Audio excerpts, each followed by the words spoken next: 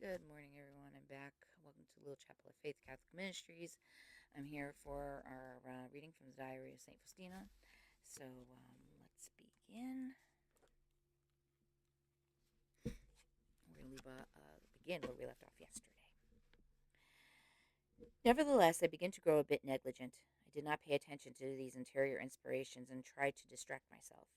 But despite the noise and the distraction, I could see what was going on in my soul. The Word of God and nothing. The Word of God is clear, and nothing can stifle it. I began to avoid encounters with the Lord in my soul because I did not want to fall prey to illusions. However, in a sense, the Lord kept pushing me with his gifts, and truly I experienced alternately torture and joy. I make no mention here of the various and graces God granted me during this time, because I've written this down elsewhere. But I will simply mention here that the various sufferings had come to a peak, and I resolved to put an end to these doubts of my mind before my perpetual vows. Throughout my probation, I prayed for light for I prayed for light for the priest to whom I was open up to my soul in its depth. I asked God that He Himself would help me and grant me the grace to be able to express even the most sacred things that exist between me and Him, to be so disposed. Whatever the priest would decide, I would accept as coming from Jesus Himself.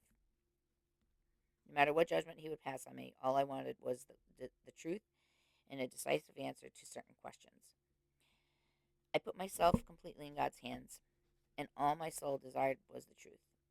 I could not go on living in doubt any longer, although in the depths of my soul I was so very sure that these things came from God that I would lay down my life for this. However, I placed the confessor's opinion above all, and I made up my mind to do as he thought best, and to act according to the advice that he would give me. I looked forward to that moment, which would decide the course of my actions for the rest of my life. I knew that everything would depend on this. It mattered little whether he would say to me what would be in accord with my inspirations, or quite the contrary. This no longer mattered to me. I wanted to know the truth and follow it. Jesus, sorry, there's sweet street sweeping. I don't know if you can hear it or not, but hopefully not. Jesus, you can help me from this moment. I have begun anew. I conceal all the graces within my soul and await whomever the Lord will send me. No doubt in my heart, I ask the Lord Himself to deign help to help me during these moments, and a courage of sorts entered my soul. I must again mention that there are some confessors who seem to be true spiritual fathers, but only as long as things go well. When the soul finds itself in greater need, they become perplexed and either cannot or will not understand thy soul. They try to get rid of the person as soon as possible. Whether the soul is humble, it will always profit in some little way or other.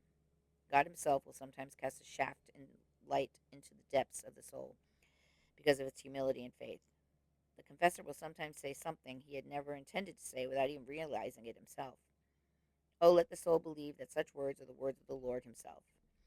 Though indeed, we ought to believe that every word spoken in the confessional is God's. What I have referred to above is something that comes directly from God. And the soul perceives that the priest is not master of God Himself, that he is saying things that he would rather not say. This is how God rewards faith.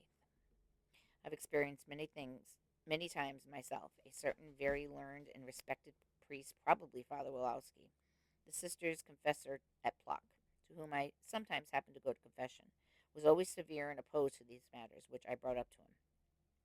But on one occasion he replied to me, "Bear in mind, sister, that if God is asking this of you, you should not oppose Him.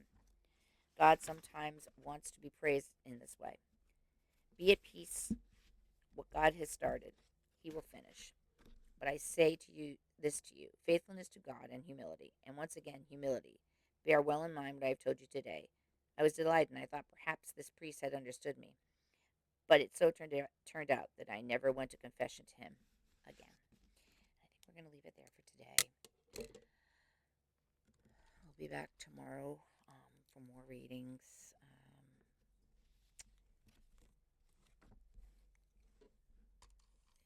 Yeah, it's pretty interesting right now. So many doubted her, and so many, you know, thought so many things of her. Little did they know, you know. But in any case, I hope you all have a beautiful day today. Um, you know, just say a little prayer for everyone. For all of us, we could all use it. And say a little prayer for those um, who are suffering in other ways. And, they thought St. Faustina was, you know, had mental health issues.